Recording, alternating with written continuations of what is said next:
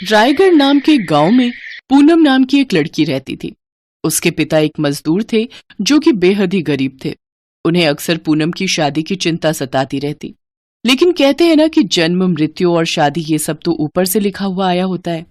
एक रोज उस गांव में सरकारी काम से एक सरकारी अफसर आया। उसने जब खूबसूरत पूनम को देखा तो उस पर मोहित हो बैठा और अपने मन में सोचने लगा। लोग सच ही कहते हैं, असली खूबसूरती तो गांव में ही होती है। अनुभव ने उसके मजदूर पिता से उसका हाथ मांगा और पूनम के पिता ने शादी के लिए झट से हाँ कर दी।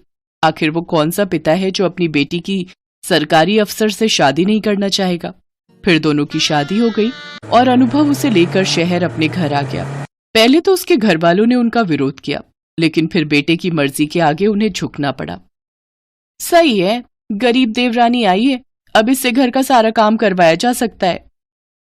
गरीब घर की लड़की पूनम शादी कर अमीर ससुराल आ तो गई, लेकिन उसमें और उसकी अमीर जेठानी में काफी अंतर किया जाता था। दरअसल बड़ी बहू अंकिता की शादी में सरला देवी को खूब दान दहेज मिला था, लेकिन पूनम एक जोड़ी में ही ससुराल आई थी, जिस वजह से सरला अक्सर उसे ताने देती थी। ऐसे ही एक रोज त्योहार के वक्त अंकिता के घर से खूब सामान आया, जबकि पूनम के घर से कुछ नहीं आया। ना जाने किन कंगलों के घर ब्याह कराया मेरा बेटा, तीज त्योहार पर भी कुछ नहीं भेजता इसका बाप। माँ जी, बाबूजी की तबीयत इन दिनों कुछ ठीक नहीं है, इसलिए वो इतनी दूर नहीं आ पाए। तेरे और तेरे बाप के सब बहाने जानती हूं मैं। चल जा, अब जल्दी से खाना बनाकर तैयार कर, फिर बर्तन धोकर मेरे पांव दबा देना। जी माँ जी। काम चाहे छोटा हो या बड़ा, हर काम बेचारी पूनम को ही करना पड़ता था, जबकि अंकिता किसी काम को हाथ नहीं लगाती। फिर एक रोज पूनम अपनी जेठानी से, दीदी मुझे अपने पिताजी को एक फोन करना है, क्या मैं आपके फोन का इस्तेमाल कर सकती हूँ? दरअसल मेरे फोन में कुछ प्रॉब्लम आ रही है, वो आजकल उनकी तबीयत कुछ ठीक नहीं है। बस इसीलिए तो मुझे इन गरीबों से नफरत है। यहाँ आई नहीं कि आते ही मांगना शुरू कर दिया। कोई जरूरत नहीं है उस भिखारी से बात करने की, जा अब काम कर। बेचारी पूनम रोते हुए काम पर लग जाती है, लेकिन उसका ध्यान अपने पिता की ओर ही था। फिर एक रोज उसके गांव से फोन आता है कि उसके पिता की मौत हो गई। बेचारी पूनम बचपन से माँ के बिना रही, तब से उसके पिता ने ही उसका पालन पोषण किया।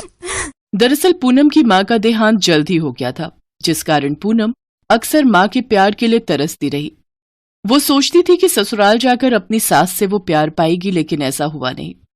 सरला देवी अक्सर उसे खरी खोटी सुनाती रहती। अब उसका इस दुनिया में कोई नहीं था जिससे वो अपना दुख बांट सके, सिवाय उसके पति अनुभव के, लेकिन वो भी अक्सर काम के सिलसिले में बाहर ही रहता। एक दिन अंकिता चिल्लाते हुए, अरे मेरे रूम में अभी तक कॉफी क्यों नहीं आई? ये पूनम कहाँ मर गई? माँ जी देखिए ना, अब क्या सुबह की कॉफी के लिए भी दिन तक का इंतजार करना पड़ेगा? रुक, अभी बताती हूँ उस गरीब को। सरला फ्रिज से ठंडा पानी निकालकर एक बाल्टी में भरती है और बेचारी पूनम के ऊपर गिरा देती है।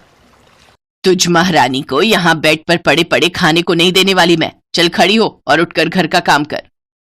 वो माँ जी, मेरी तबीयत ठीक नहीं है, मुझे बुखार है। ये सब ड्रामे ना कहीं और जाकर करना। चल उठ और काम पर लग जा। तुझ गरीब को मैं यहाँ मुफ्त की रोटियां नहीं तोड़ने दूंगी। लेकिन तभी वहां अनुभव आ जाता है और वो अपनी पत्नी के प्रति अपनी माँ और भाभी का ऐसा बर्ताव देख गुस्से में आ जाता है। माँ, उस बेचारे की तबीयत कितनी खराब है, देखो तो वो कैसे कांप रही है, और तुम उसके साथ ऐसे बर्ताव कर रही हो। वो तो अच्छा हुआ मैं अपना फोन घर पर भूल गया और मुझे सारी सच्चाई पता चल गई, नहीं तो मैं कभी जान ही नहीं पाता कि तुम इसके साथ कैसा बर्ताव करती हो। अब मैं अपनी पत्नी के साथ इस घर में नहीं रहूंगा।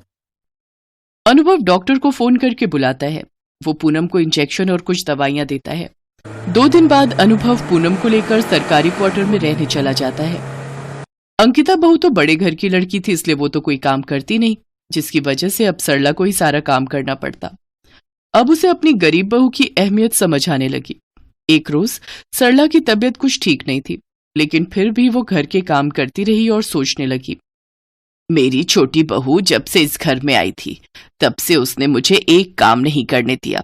सब कुछ कितने अच्छे से संभाल लिया, और एक अंकिता बहू है जिसे मेरी पड़ी ही नहीं। काम करने के बाद सरला अपने कमरे में बिस्तर पर जाकर लेट गई, जहां उसका बदन बुखार के मारे बुरी तरह तप रहा था। ओफो, पहले एक काम वाली घर से चली गई, तो अब ये दूसरी काम वाली यहाँ बिस्तर पर बीमार पड़ गई। बहुत जोरों की भूख लगी है, एक काम करती हूँ, आज बाहर से ही अपने लिए पिज्जा ऑर्डर कर लेती हूँ। अंकिता अपने कमरे में बैठकर आराम से टीवी देखते हुए पिज्जा खा रही होती है, जबकि सरला अपने कमरे में बिस्तर पर पड़ी हुई होती है। तभी पूनम और अनुभव वहां आ जाते हैं। माँ जी, आपको तो कितनी तेज बुखार है, सुनिए जी, जल्दी से डॉक्टर को बुलाइए। हाँ, मैं अभी फोन करता हूँ। पूनम तब तक सरला के सर पर पानी की पट्टियां रखती है। कुछ देर बाद डॉक्टर आकर उसे दवाई देता है। फिर पूनम उस दिन वहीं रुककर अपनी सास के लिए खाने में खिचड़ी बनाती है और साथ ही उसके हाथ पांव दबाती और समय समय पर दवाई देती, जबकि बड़ी बहू अंकिता अपने लिए बाहर से खाना ऑर्डर करती और अपने कमरे में आराम करती। सरला को अब अपनी गलती का एहसास हो गया। जिस बहू को मैंने पत्थर समझा वो तो हीरा निकली, और जिसे हीरा समझकर अपने सर का ताज बनाया वो तो असल में पत्थर निकली। पूनम बहू, मुझे माफ कर दे, मैंने तेरे साथ बहुत बुरा किया। नहीं नहीं माँ जी, आप माफी मत मांगिए, अब आप यहाँ नहीं रहेंगी, आप हमारे साथ चलिए। पूनम और अनुभव सरला को अपने साथ अपने घर ले जाते हैं, जहाँ पूनम उसकी खूब सेवा करती है। कुछ दिनों में अनुभव का प्रमोशन हो जाता है और उसे रहने के लिए एक बहुत बड़ा सरकारी बंगला मिलता है, जिसमें खूब नौकर चाकर होते हैं। अब गरीब बहू पूनम आराम से अपने पति के और सास के साथ खुशी खुशी रहने लगी, जबकि बड़ी बहू अंकिता के पति की नौकरी चली गई और उसके पिता का बिजनेस भी डूब गया, जिसके चलते अब उसे गरीबी में रहकर गुजारा करना पड़ा। साथ ही अब घर के सारे कामकाज उसी को करने पड़ रहे थे। शायद इसीलिए कहा जाता है कि कब वक्त का पहिया घूम जाए किसी को नहीं पता।